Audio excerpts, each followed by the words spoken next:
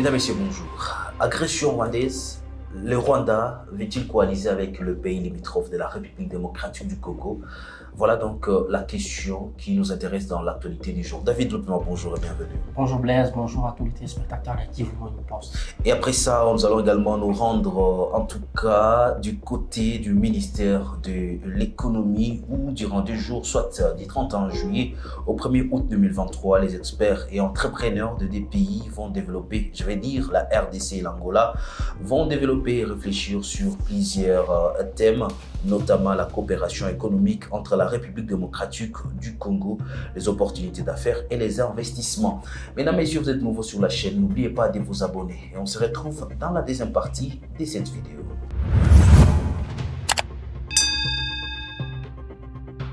David Lupemba, on sent de plus en plus un rapprochement entre la République centrafricaine et le Rwanda, pendant que le gouvernement de Kinshasa les dit tout haut sans mâcher les mots que le Rwanda est en train d'agresser la République démocratique du Congo. Comment vous avez analysé? Est-ce qu'on peut parler d'un danger ou au fait d'une guerre aussi diplomatique que veut jouer le Rwanda? Merci Blaise. Cette question est sur toutes les lèvres en République démocratique du Congo.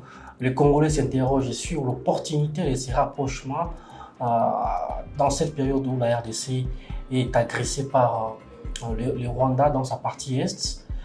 Cependant, il y a plusieurs observateurs qui estiment que pour les questions liées à la diplomatie, pour des questions liées à la souveraineté d'un État, un autre ne peut pas s'en mêler ou faire ce qu'on appelle l'ingérence. C'est dans ce sens que chaque pays, par rapport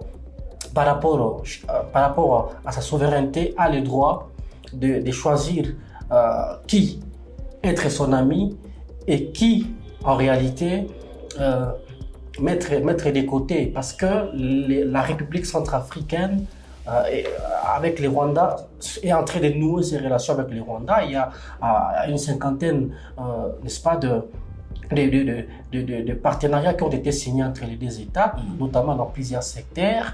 Cependant, ce qui fâche les Congolais, c'est effectivement le fait que la RDC est agressée par les Rwandais. Un pays comme la République centrafricaine, qui est considéré comme un État ami, va s'afficher publiquement dans un climat tendu avec un pays ennemi. Et donc, on sent que de plus en plus, cette question-là risque, n'est-ce pas, de déborder si elle n'est pas traitée avec une certaine considération. C'est dans ce sens que les porte-parole du gouvernement a même appelé l'apaisement, tout en assurant que les deux pays étaient toujours à... Et puis il faut le dire, David, toujours dans la dimension des relations diplomatiques, quand même le ministre de la communication du gouvernement a reçu un diplomate du Congo-Brazza.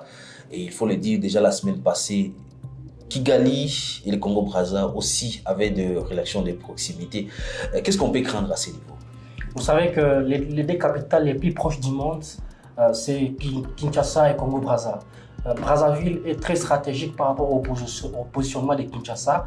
Aujourd'hui, avec l'agression rwandaise dans la partie de la RDC, on parle également des tensions intercommunautaires qui, en réalité, cacheraient une certaine main noire dans la partie ouest du pays, notamment avec les conflits Teke-Eyaka qui se sont étendus jusqu'à la porte de Kinshasa à Maluku. Et aujourd'hui, on sent que les Rwandais se rapprochent du Congo-Brazzaville. Congo-Brazzaville qui est, n'est-ce pas, à proximité de Kinshasa. Certains observateurs craignent, n'est-ce pas, une stratégie d'encerclement parce que la RDC qui aujourd'hui est occupée dans l'Est, à l'Ouest, certaines voient une main noire du Rwanda dans les conflits qui s'y passent. Et aujourd'hui, le Rwanda va vers un des voisins les plus proches de la RDC. Et d'ailleurs, ce qui craint, c'est que dans les différents partenariats qui ont été signés entre les deux États, l'on sent que le Rwanda a pris l'initiative d'investir beaucoup plus dans les terres.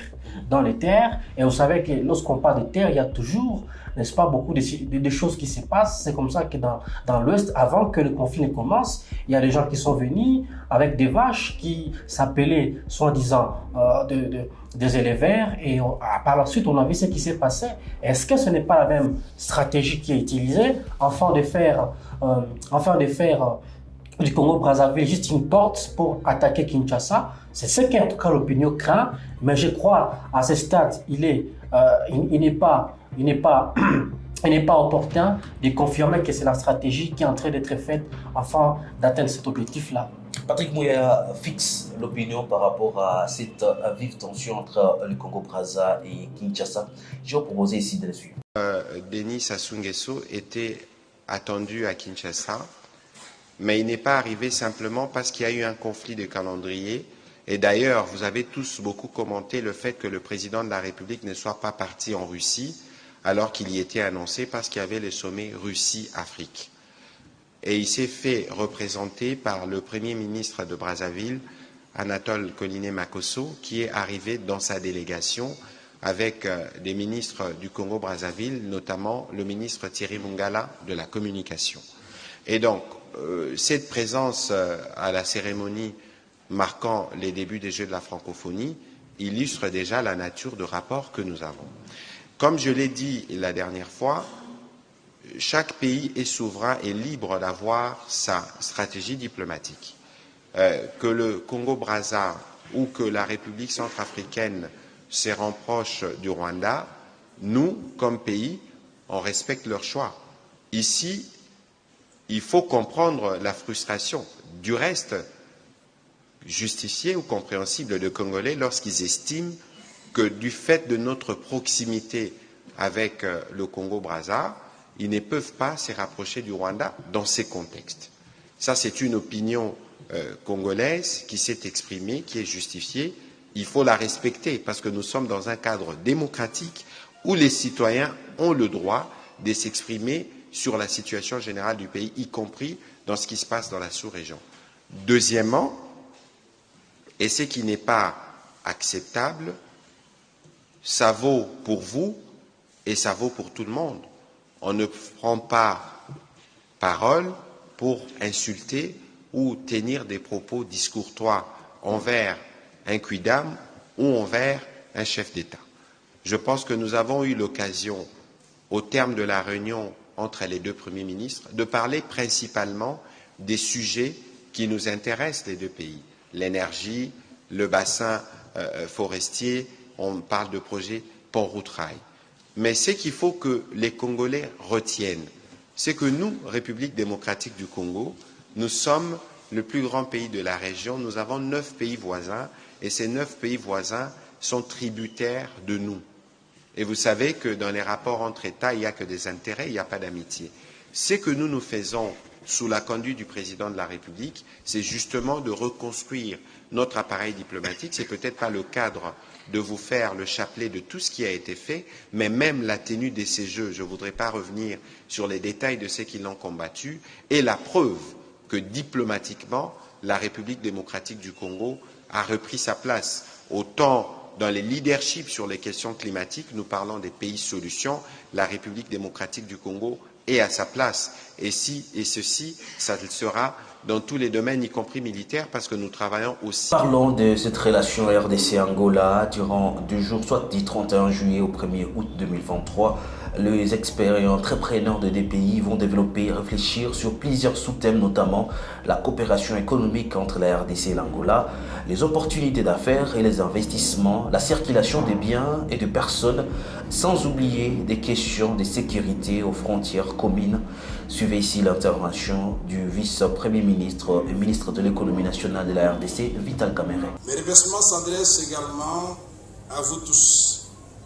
Excellences, mesdames et messieurs les ministres, vous tous en vos titres et qualités pour avoir effectué des déplacements en vue de prendre part au présent forum en dépit de vos multiples occupations. C'est la preuve de l'intérêt que vous accordez à la question qui nous rassemble ce jour. C'est pourquoi votre présence est plus qu'un acte de courtoisie, tout un symbole.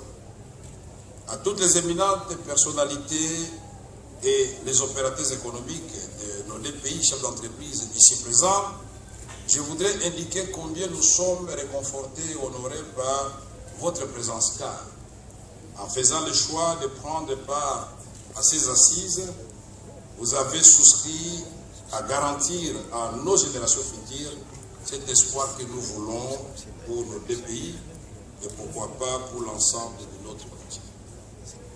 Mesdames et messieurs, distingués invités, ce forum économique est tenu en simultané avec l'exposition des produits fabriqués et services offerts localement dans les deux pays répond à des impératifs. Primo, celui de la zone de libre-échange continentale africaine qui ouvre de nouvelles perspectives d'intégration dans les chaînes de valeur régionales en élargissant l'accès au marché, aux intrants, à la technologie et à l'investissement. Secondo, à l'impératif de l'exploitation des complémentarités régionales. Les marchés fournissent la masse critique des consommateurs, des compétences des fournisseurs et d'autres ressources nécessaires.